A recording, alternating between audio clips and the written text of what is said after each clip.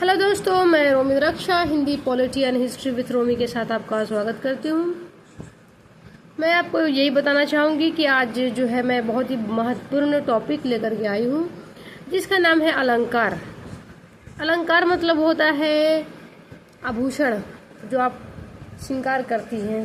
ठीक, तो चलिए मैं आपको लेकर के चलती हूँ अलंकार पे। ये अलंकार की हेडिंग है और ये आपका अलंकार। देखिए, अलंकार का अर्थ है आभूषण अर्थात सौंदर्य को बढ़ाने वाले तत्व, यानी कि कोई भी चीज़ जिसको हम सज धज जाते हैं तो वो सुंदर हो जाता है। जिस प्रकार से आभूषणों का प्रयोग किसी भी व्यक्ति के सौंदर्य में वृद्धि कर देता है, उसी प्रकार काव्य के सौंदर्य को बढ़ाने के लिए भी कुछ तत्वों का प्रयोग किया जाता है। ये तत्व भाषा में शब्द और अर्थ की दृष्टि से सौंदर्य उत्पन्न करते हैं। इनके प्रयोग से भाषा चमत्कारी बन जाता है। इस प्रकार जैसे कि देखिएगा, जो तत्व काव्य सौंदर्य में वृद्धि करते हैं अलंकार कहलाते हैं। ठीक है, यानी कि जो काव्य हो गया या कोई भी कुछ हो गया, जब हम बोलें या पढ़ें तो हमको आनंद फील यानी कि अच्छा लगता है, उसको हम कहते हैं कि अलंकार। अलंकार के भेद होते हैं। ठीक, साहित्य में शब्द और अर्थ दोनों का महत्व होता है। साहित्य में शब्द और अर्थ दोनों का क्या होता है? महत्व। इसी आधार पर अलंकारों के मुख्य दो भेद माने गए हैं। वैसे तीन माने गए हैं, लेकिन दो ही भेद पढ़ाए जाते हैं ज़्यादा करके। एक शब्द अलंकार है और एक अर्थालंकार है। ठीक, तो शब्द अलंकार तीन है, अब बाकी जितना है सब अर्थालंकार में हम रख देते हैं। सबसे पहले हम पढ़ते हैं शब्द अलंकार। ठीक, देखिए ध्यान दीजिएगा, ये शब्द अलंकार कह रहा है तो यहाँ पे शब्दों का खेल होना है, और ये अर्थ है तो यहाँ पे अर्थ का खेल होना है। पहले हम पढ़ते हैं शब्द अलंकार। देखिए, ठीक है, जब काव्य में शब्दों के विशिष्ट प्रयोग से सौंदर्य और चमत्कार उत्पन्न होता है, वहाँ शब्द अलंकार। ये इनका कहने का क्या मतलब? जब काव्य में शब्दों के विशिष्ट प्रयोग से, यानी कि जो शब्द में खास प्रयोग किया जाता है और उससे जो सौंदर्य प्रकट होता है या चमत्कार होता है या उत्पन्न होता है, तो उसे ही शब्द अलंकार कहते हैं। अब देख सकते हैं यहाँ पे कि शब्द अलंकार के प्रमुख शब्द अलंकार इस प्रकार है। पहला है अनुप्रास। ठीक है, तो इसमें भी 5 प्रकार है, लेकिन इस बुक में शायद नहीं दिया हुआ है। ठीक है, क्योंकि ये क्लास 8 का बुक है, लेकिन एनसीईआरटी, लेकिन ये पाँचों को जो है इसमें आपको कवर कर देगा। ठीक है, देखिए अनुप्रास। अनुप्रास मतलब क्या होता है? जहाँ किसी एक ही वर्ण की आवृत्ति होती है वहाँ अनुप्रास अलंकार होता है। इनका देखिए क्या करे, एक ही वर्ण, क्या करे वर्ण, जैसे कि बार बार क आना, बार बार च आना, बार बार त आना। ठीक है, वर्ण कह रहा है, क्या कह रहा है? वर्ण। क्या कह रहा है? वर्ण। ठीक, ध्यान दीजिएगा, शब्द नहीं वर्ण, उसी को कहते हैं अनुप्रास। जैसे कि अभी देखते हैं, हम आपको दिखा दें। जैसे कि देखिए, तरनी तनुज तट तमाल तरुवर बहुए छाए। देखिए यहाँ पे त त त त त, यानी कि इसमें वर्ण बोला गया यहाँ पे, मतलब त बार बार आ रहा है। और क्या कह रहा है? पुनरावृत्ति होता है वर्णों का। किसका? वर्ण का। ठीक है, बार बार आते हैं, उसी को कहते हैं। अब देख लेंगे यहाँ पे आपका त त दिया हुआ, मतलब कि ये अनुप्रास अलंकार है। देखिए, उपयुक्त काव्य पंक्ति में त वर्ण की आवृत्ति हुई है, अतः यहाँ पर अनुप्रास अलंकार है। अन्य उदाहरण देखिए, चारों चंद्र की चंचल किरणें खेल रही है जल थल में। तो चारों चंद्र है कि चंचल किरणें कहाँ खेल रही है? वो जल थल में। तो च और ल क्या है? वर्णों की क्या होती है? आवृत्ति हो रही। देखिए यहाँ पे च च च च, फिर ल का है, फिर ल है, ल है, ल है, मतलब कि वर्ण की आवृत्ति। फिर आप ध्यान दीजिएगा, वर्ण मतलब होता है जो स्वर व्यंजन होता है। ठीक है, फिर देखिए, कोमल कलाप कोकिल कमनीय कुकती थी। तो यहाँ पे देखिए क क का ज़्यादा करके आवृत्ति यहाँ पे हो रहा है। ठीक है, तो अब देखिए, मुदित महीपति मंदिर आए, माँ की आवृत्ति हुई है यहाँ पे। तो आपका अनुप्रास। ध्यान दीजिएगा कि वर्णों की आवृत्ति होगी, ना कि शब्दों की, तब जाके इसको कहेंगे अनुप्रास अलंकार। ठीक, तो आपका यहाँ पे अनुप्रास अलंकार मतलब जहाँ पे बार बार वर्णों की आवृत्ति होती है। ठीक है, अब यहाँ पे हम पढ़ेंगे यमक अलंकार। क्या पढ़ेंगे हम? यमक अलंकार। यमक अलंकार क्या है? ध्यान दीजिएगा, यहाँ पे क्या है कि वर्ण की आवृत्ति बार बार होती है, लेकिन यहाँ पे देखिएगा यमक अलंकार यहाँ पे आपका शब्द एक से अधिक बार आएगा। आप कैसे आएगा मैं आपको अब तुरंत बताती हूँ।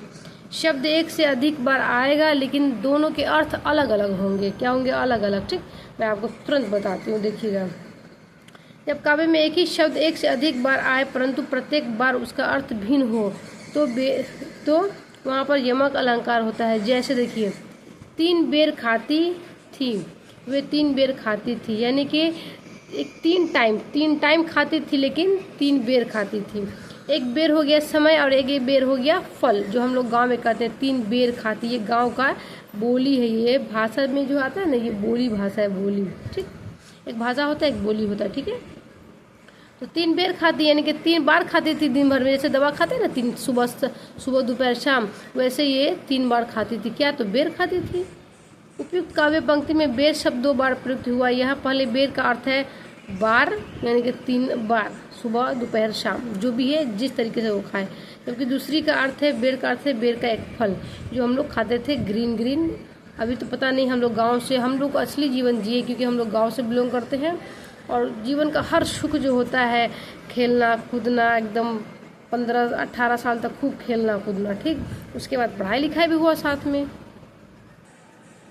अब यहाँ पे देखिए आपको एग्जाम्पल भी दिया हुआ थोड़ा सा। काली घटा का घमंड घटा, देखिए 2 घटा है। देखिए फिर कहेंगे जो यमक अलंकार है वो उसकी जो है शब्द 1 से अधिक बार आएगा, चाहे 2 या 3 बार, लेकिन अर्थ अलग होगा। देखिए काली घटा का घमंड घटा, एक तो घटा बादल हो गया और दूसरा घटा आपका हो जाता है जो कम होता है। ठीक है, तो आप यहाँ पे देखिएगा, पहली बार प्रयुक्त घटा का अर्थ है बादल, दूसरी बार घटा का अर्थ है कम। ठीक, कनक कनक ते सौगुनी मादकता अधिकाय, या खाए बौराए जग वापाए बौराए। कह रहा है कनक कनक है, देखिए 2 शब्द है, एक ही जैसा लिखा हुआ, मात्रा उतरा सब सेम है, लेकिन इसके अर्थ अलग है।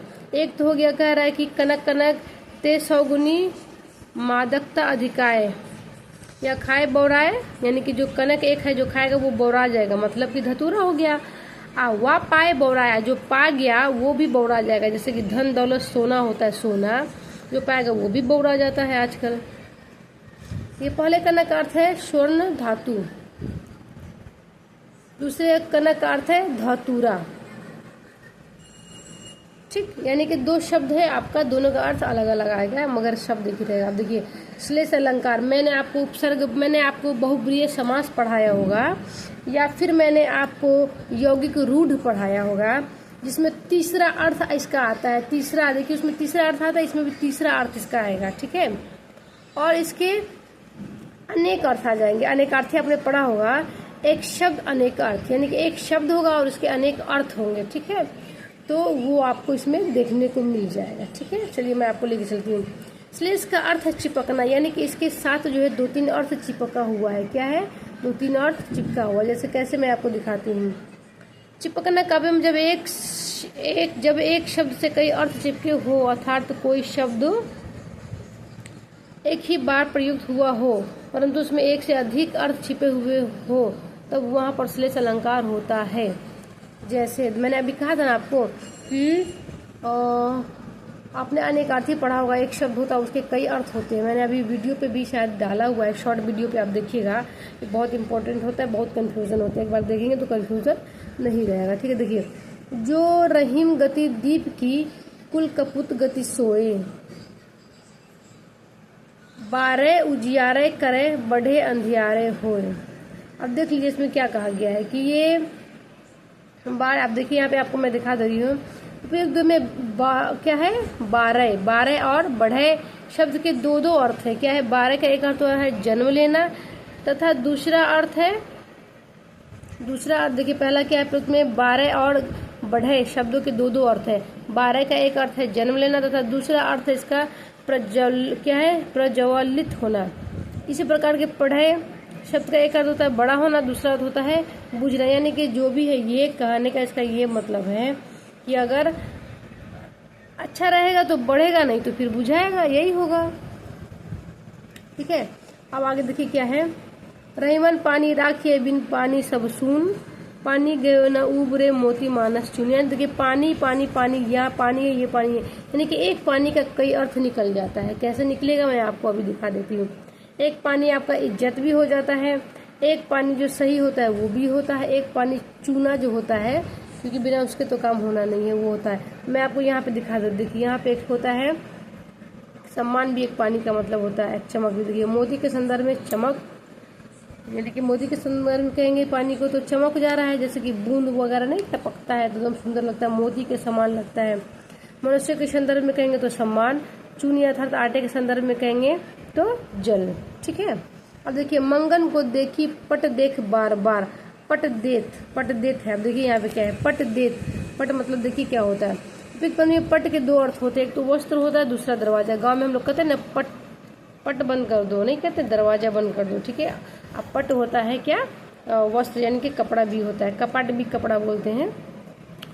अब देखिए देत के भी दो अर्थ है। अब देत क्या, इसके भी दो अर्थ है, एक तो होता है देना, एक का अर्थ होता है देना, और एक होता है क्या होता है देना, और दूसरा होता है बंद कर देना, यानी कि कपड़ा उसको दे भी रहा है और दरवाजा बंद भी कर दे रहा है।